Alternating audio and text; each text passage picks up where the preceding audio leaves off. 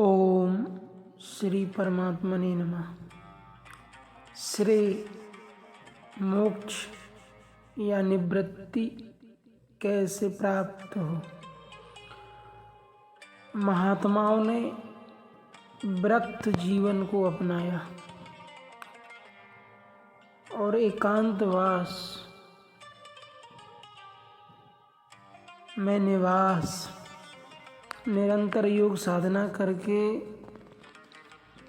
जो मन के अंदर अविद्या है, अज्ञान, क्या वर्ड यूज करते हैं, नेगेटिव थॉट्स, तो सब विद्या से मुक्ति पाने का स्रोत विद्या है। विद्या ही का ब्रह्म गति प्रदाया, या विद्या सविमुक्त है, जो मुक्ति देती है हमें अविद्या से, भवबंधनों से। उस अविद्या से मुक्ति के लिए महात्मा जन निरंतर वनों में रहते हैं, एकांत में, निर्जल स्थानों पे रहते हैं, ध्यान करते हैं, जप करते हैं, योग अभ्यास करते हैं और चित्त को निरंतर साधना में लगा के गुणातीत बनाते हैं।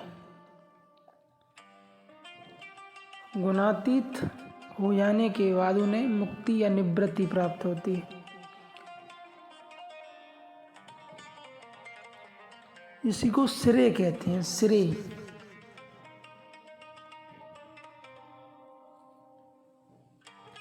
तो श्रेय की प्राप्ति या निवृत्ति या मोक्ष या निर्वाण की प्राप्ति की प्रक्रिया ही अध्यात्म है।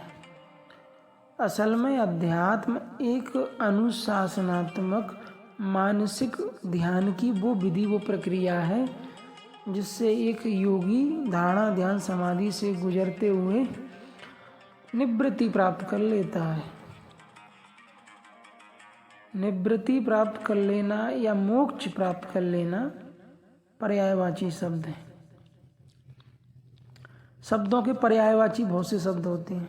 परिनिर्वाण, ध्यान करते करते जब मन उस परम शून्य को प्राप्त हो जाता है, वो उस निर्जरा शून्य आकाश, चिदाकाश, न सात्विक तरंग, न राजसी, न तामसी, किसी प्रकार का संकल्प विकल्प का ना होना, कोई तरंग, कोई विचार, कोई चिंतन का ना होना और निरंतर उसी अवस्था में बने रहना ही आकाशवत रहनी है। जैसे कबीर कहते हैं, छाऊ छाऊ रे फकीर गगन में कुटी, आसन मारे मगन होई बैठे, ध्यान धरे लग के उतर कुटी। तो महात्माओं का स्वरूप, महात्माओं की जो मन स्थिति है वो आकाशवत हो जाती है। यह रहनी ही आकाशवत है।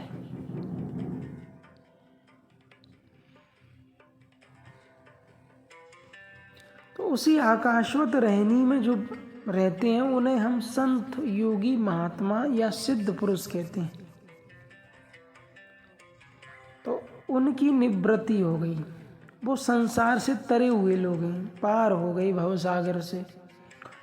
भवसागर में डुबाने वाला है मन की वृत्तियाँ, प्रवृत्तियाँ।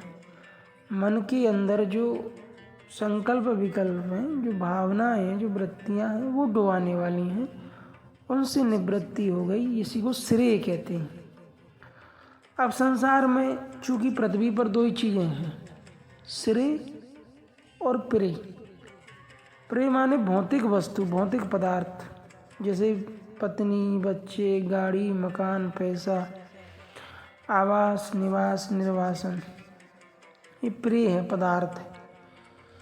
लेकिन श्रेय जो है वो है परम मुक्ति, परम निर्माण, परम मोक्ष, परम शांति, और उस निवृत्ति को पा लेना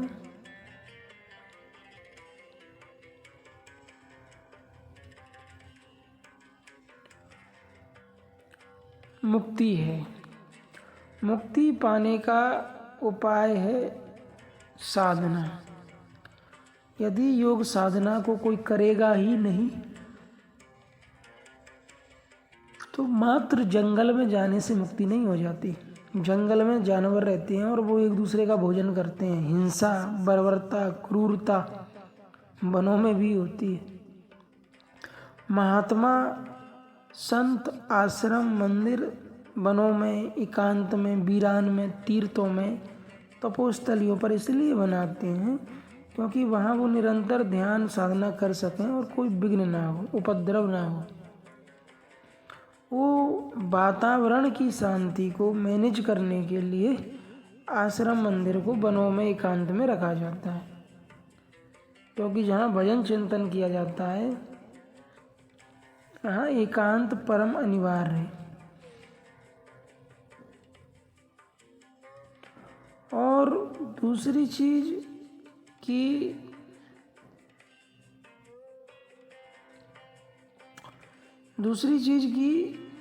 भीड़ में, लोगों में शोरगुल होता है, शहरों में पॉल्यूशन है, शोरगुल होता है, बहुत प्रकार का वातावरण की विकृतियों के कारण योग साधना, ध्यान साधना में विघ्न होते हैं, उपद्रव।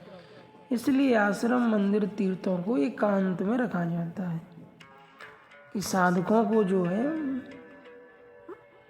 कोई परेशानी ना हो, कोई विघ्न ना हो। तो पहली स्टेज पर शरीर है, शरीर में 9 इंद्रियां हैं, शरीर का संयम, इंद्रियों का संयम। दूसरी स्टेज पर है मन, बुद्धि, चित्त, अहंकार, प्राण, भावनाओं का संयम, विचारों का संयम, मन का संयम। फिर तीसरी स्टेज पर है हमारा कारण शरीर, सत्य, रजतम, जहाँ से सारी विचार, सारी तरंगें पैदा होती हैं, चाहे नॉर्मल हो, चाहे नेगेटिव, पॉजिटिव, सात्विक, राजस, तामस। उनके उसके बाद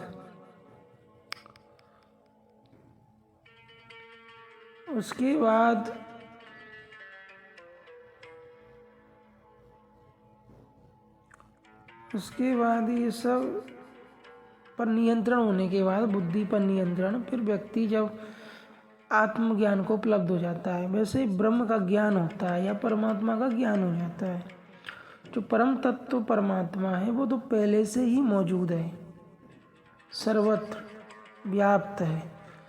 वो ईश्वर प्राप्त नहीं होता है, बल्कि ईश्वर का ज्ञान हो जाता है कि ईश्वर जो है वो व्याप्त रूप में है, सर्वत्र है। तो जब उसका ज्ञान हो जाता है तो व्यक्ति उस ज्ञान से पावन हो जाता है।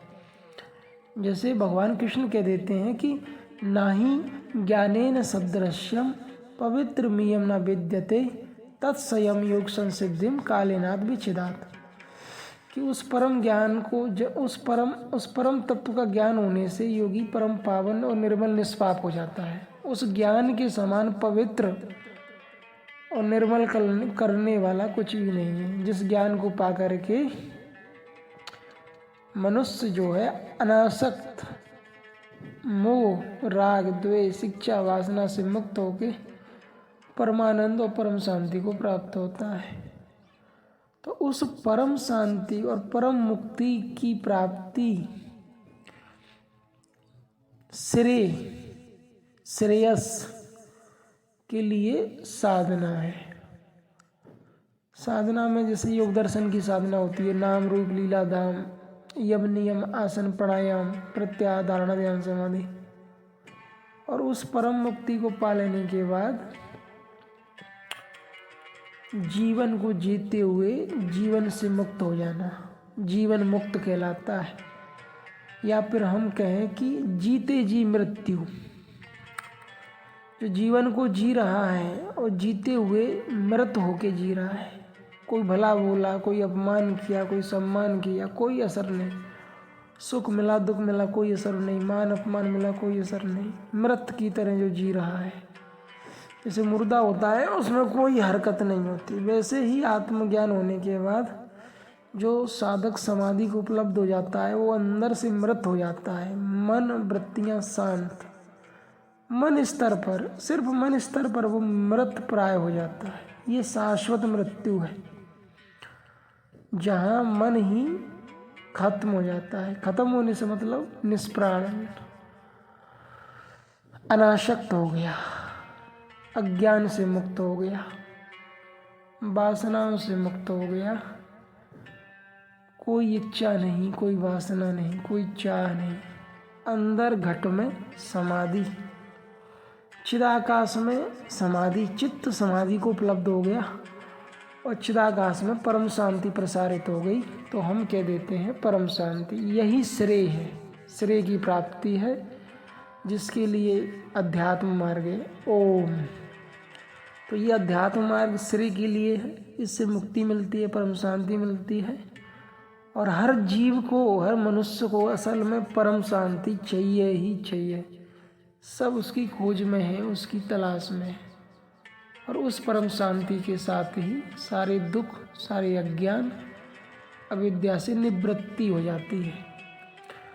संसारी व्यक्ति प्रवृत्त है, प्रवृत्तियों में क्रोध आया, लोभ आया, इच्छा आई, वासना आई, जैसी वृत्ति प्रवृत्ति उसी में प्रवृत्त हो गया। लेकिन अध्यात्म है निवृत्ति के लिए, मुक्ति के लिए, निश्रेय